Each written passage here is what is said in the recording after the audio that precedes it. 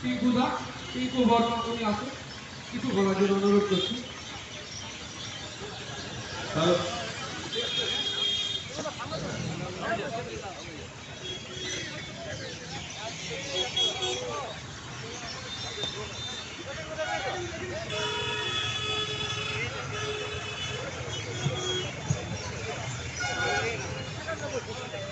ধন্যবাদ মাননীয় গোপাল লাগে। আজকের এই সভার নাম আছে বিচার চাই।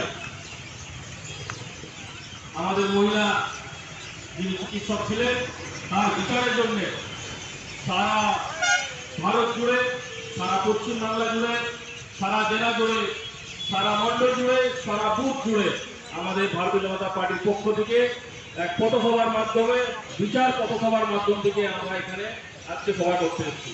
আজকে সভায় আমাদের মধ্যে উপস্থিত আছেন আমাদের কুলটি বিধানসভার লোকপ্রিয় বিধায়ক মাননীয় ডক্টর অজয় পোদ্দার মহাশয়, আর আমার ভাই মাননীয় মনমোহন রায়, যিনি মন্ডল 2-এর সভাপতি, যার জেলা নেতৃত্বে আজকে এই সভাটা এখানে আয়োজন করা হয়েছে। তার সাথে উপস্থিত আছেন আমাদের মন্ডল 1-এর সভাপতি মাননীয় সঞ্জু ঘোষ মহাশয়। তার সাথে আমাদের মধ্যে উপস্থিত আছেন আমাদের জেলা সহসভাপতি মাননীয় সুব্রত মিশ্র মহাশয়। উপস্থিত আছেন আমাদের গোরাচাঁদ চ্যাটার্জি মহাশয়, আমাদের ভারতীয় জনতা পার্টির যে বিএনএস যে আমাদের সংগঠন আছে তার দায়িত্বতে উনি আছেন। তার সাথে উনি আমাদের জেলার সদস্যও আছেন। আমাদের মধ্যে উপস্থিত আছেন আমাদের এই মন্ডলের সাধারণ সম্পাদক মাননীয় আদিত্য রায় মহাশয়।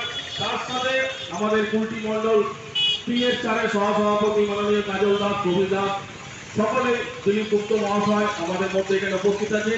আমাদের ভাই বোন যারা আমাদের পার্টির কার্যকর্তাদের সকলকে প্রণাম জানিয়ে আর আজকের এই যে ভিক্ষার বিচার চাই যে সভা আছে তার জন্য মাত্র কিছু কথা বলার জন্য বলা হয়েছে। আপনারা জানেন আরজিকর মেডিকেল ঘটনা যেটা ঘটেছে, সেই ঘটনাটা রাত্রে ঘটেছে। ঘটার পর সকাল পর্যন্ত সামান্য একটা জিডি করা হয়েছে। জিডি কিভাবে করা হয়েছে, এই যে আমি এখন বক্তব্য দিচ্ছি, আমি যদি হঠাৎ এখানে পড়ে যাই তাকে বলা হয় আপাতকালীন অবস্থায় আচানক উনি পড়ে গেছে, তার জন্য একটা জিডি করা হবে। যদি এফআইআর করা হবে তো ওই ঘটনা দিয়েই এফআইআরটা হবে। আরজিকর মেডিকেল কলেজে যে ঘটনাটা ঘটেছে সেই ঘটনা ছিল না। সেখানে আমাদের মহিলা বোন যে ডাক্তার ছিলেন, অনেক বক্তারা অনেক কথা বলে গেছেন, আমি শর্টে ওনার নিয়ে বলবো। তিনি যে অবস্থায় ওখানে পড়েছিলেন তাতে পুরোপুরি জানা গেল একটা ধর্ষণ আর একটা মার্ডার। তারপরেও 3 ঘন্টা পর্যন্ত ওখানে চক্কর কাটা হলো, ওই হাসপাতালে চক্কর কাটা হলো, আসানসোল ওখানে চক্কর কাটা হলো। কলকাতার পুলিশের যারা অধিকারীরা ছিলেন, যারা ডাক্তাররা ছিলেন, এই সন্দীপ ঘোষ যে এখন প্রথম ভিকটিম, তিনি ওখানে চক্কর কাটছেন, 2 ঘন্টা মিটিং করছেন কি আপনাকে কি বক্তব্য দিতে হবে, আপনাকে প্রেসের সামনে কি বলতে হবে, আপনাকে পুলিশের সামনে কি বলতে হবে। এই ধরনের একটা ওখানকার প্রিন্সিপাল যার উপরে বিশ্বাস করে হাজার হাজার মেয়ে ছেলে, হাজার হাজার পেশেন্ট ওখানে ভর্তি হচ্ছে, সে ওখানে এই ধরনের একটা হাসপাতালের মধ্যে সিন্ডিকেট চালাচ্ছে।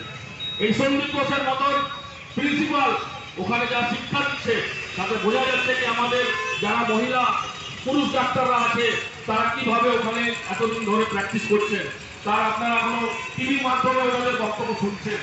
এখন পর্যন্ত আরজিকর মেডিকেল কলেজে আমাদের মাননীয় সুপ্রিম কোর্টের নির্দেশে ওখানে সিআইসিএফ দেওয়া হয়েছে, তাও এখনো আরজিকর মেডিকেলের যারা যুব ছাত্র ছাত্রীরা আছে, চিকিৎসকরা আছে, তারা জয়েন করেননি।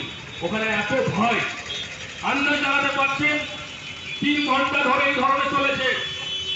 1.5 ঘন্টা পোস্টমর্টম হয়েছে। পোস্টমর্টমের পরও জানা গেল ওখানে যে চিকিৎসকরা ছিলেন তারা রিপোর্ট দিয়েছেন যে এই ঘটনাটা এই ধরনের হয়েছিল। তারপরেও 11:30টার সময় 14 ঘন্টার পর কলকাতার পুলিশ এফআইআর করে। আন্দাজ বুঝে নিন এক কলকাতার পুলিশের অবস্থা, যাকে স্কটল্যান্ড থেকে তুলনা করা হয় জি.কর মেডিকেল কলেজ যে ভারতবর্ষের সব থেকে বড় মেডিকেল কলেজ, যেখানে ভারত সরকারের পক্ষ থেকে অনেক টাকা ফান্ডের মাধ্যম থেকে দেওয়া হয় যাতে সুস্থ স্বাস্থ্য ব্যবস্থাটা চলুক, সেখানে এই ধরনের ঘটনা ঘটছে। সেই ঘটনার প্রতিবাদে আমরা লাগাতার ভারতীয় জনতা পার্টি এই ধরনের ধর্ষণ, তারপরে তাকে মৃত্যু করা হয়েছে, তাকে খুন করা হয়েছে, তার প্রতিবাদ আমরা কন্টিনিউ করে যাচ্ছি। আজকে মেডিকেল কলেজের এই ঘটনাটা একটা সুস্থ সমাজের জন্য সব থেকে বড় কলঙ্ক। আজকে আপনাদের কাছে অনেক বক্তারা আছেন, তারা বক্তব্য রাখবেন। আমি শুধু এই সরকারের প্রতি একটাই কথা বলতে চাইবো, এই সরকারটা ধর্ষণ, লুট ধরনের সরকার। এই সরকার ধর্ষণের সরকার, লুটের সরকার, এই সরকার ভ্রষ্টাচারের সরকার। কারণ কি? তার কারণ আপনারা দেখুন, শিক্ষা জেলে বসে আছে, যোগ্য ছেলেরা 3 বছর ধরে ধর্ণা দিচ্ছে, বৃষ্টিতে জলেতে রোদেতে বসে ধর্ণা দিচ্ছে, তাও এই সরকারের শিক্ষা পাওয়া যায়নি। দেখুন, খাদ্য দপ্তর জেলে আছে, এখনো তার ইনকোয়ারি চলছে, সিবিআই ইনকোয়ারি চলছে, তাও এই সরকারের জ্ঞান নেই, মাথা নেই, বুদ্ধি নেই। আপনারা বুঝতে পারছেন সরকারের কি অবস্থা। তারপরে জেসিবিরা, শাহজাহানরা, এই ধরনের ধর্ষণের মামলা চারদিকে বাংলাদেশে চলছে, তারপরে কোনো ধ্যান নেই। তারপরে এই জি.কর মেডিকেল কলেজের ঘটনার পরেও এই সরকার যাকে সরিয়ে দেওয়ার কথা, যে প্রিন্সিপালকে, তাকে 4 ঘন্টার মধ্যে ন্যাশনাল মেডিকেল কলেজে কলকাতাতে তাকে অন্য প্রিন্সিপালের দায়িত্ব দেয়। এই সরকারের জ্ঞান দেখুন কত আছে। তারপরে যখন ওখান থেকে কোর্টের আদালতে যখন বলে সরিয়ে দেওয়া হয়, তারপরে কি হয়? তারপরে ওএসপি দায়িত্ব দেওয়া, স্বাস্থ্য দপ্তরের স্বাস্থ্য মন্ত্রণালয়ে তাকে ওএসপি দায়িত্ব দেওয়া হয়। আন্দাজ লাগিয়ে মিডিয়াতে যখন এই কথাটা প্রকাশে আসে, তখন বলা হয় না, ওনাকে কোনো দায়িত্ব দেওয়া হয়নি। তাহলে সঞ্জীব ঘোষ, যিনি ওখানকার প্রিন্সিপাল, তার প্রতি এত প্রেম কেন? মাননীয় আমাদের বন্ধু সঞ্জু ঘোষ মহাশয় বললেন, আমাদের দিলীপ গুপ্ত মহাশয় বললেন, ওই প্রিন্সিপালের গল্প, যখন ইলেকশনের সময় যখন আমাদের মুখ্যমন্ত্রীকে পায়ে যখন চোট লেগেছিল, তখন প্লাস্টার উনি করেছিলেন। তাহলে বুঝতে পারছেন ওই যে পায়ের চোটের যে ঘটনাটা ছিল, সেটা কত সত্যি কত মিথ্যে, সেটা তো ইনকোয়ারিতে ধরা পড়বে। কেন এখন সিবিআই ওনার স্পেশাল ইনকোয়ারি নেওয়া হচ্ছে, ওনার উপরে ভ্রষ্টাচারের আলাদা মামলা করা হয়েছে। তাহলে বোঝার দরকার আছে। আজকেও আমরা মিডিয়ার মাধ্যমে টিভিতে দেখছিলাম, ওখানকার ছেলেরা এখনো ভয় খাচ্ছে, যারা ছাত্রছাত্রীরা আছে তারা অবিলম্বে এই ঘটনা সত্যিটা জানতে চায়, কি হলো ঘটনাটাতে। ওখানে একটা সঞ্জয় দাস বলে যে সিভিক ভলেন্টিয়ার ধরা পড়েছে, সে সঞ্জয় দাস ধরার পর এখন পর্যন্ত মামলা দাঁড়িয়ে কেন আছে? যে অবিলম্বে এই ঘটনাটা সত্যিটা জানতে চাইছে, প্রত্যেকটা মানুষ সত্যিটা জানতে চাইছে। আজ পাড়ায় পাড়ায় সবাই উই ওয়ান্ট জাস্টিসের নারা দিয়ে জায়গা জায়গায় তারা সভা করছে, তারা জুলুস বার করছে, তারা মোমবাতি জ্বালিয়ে তারা বিরোধ জানাচ্ছে।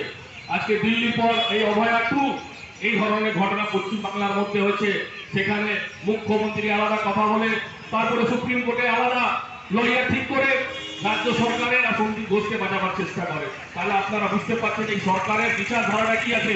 আগামী দিন যারা এইখানে কর্মচারীরা কাজ করছে, যারা ওনার কর্মচারী আছে, শিক্ষক আছে, পুলিশ আছে, যারা যারা পশ্চিমবাংলায় কাজ করছে, তাদের সাথে যদি কোনো ঘটনা ঘটবে, তারপরে দেখতে পাবেন আপনারা আপনার বিরুদ্ধে সরকার কাজ করবে।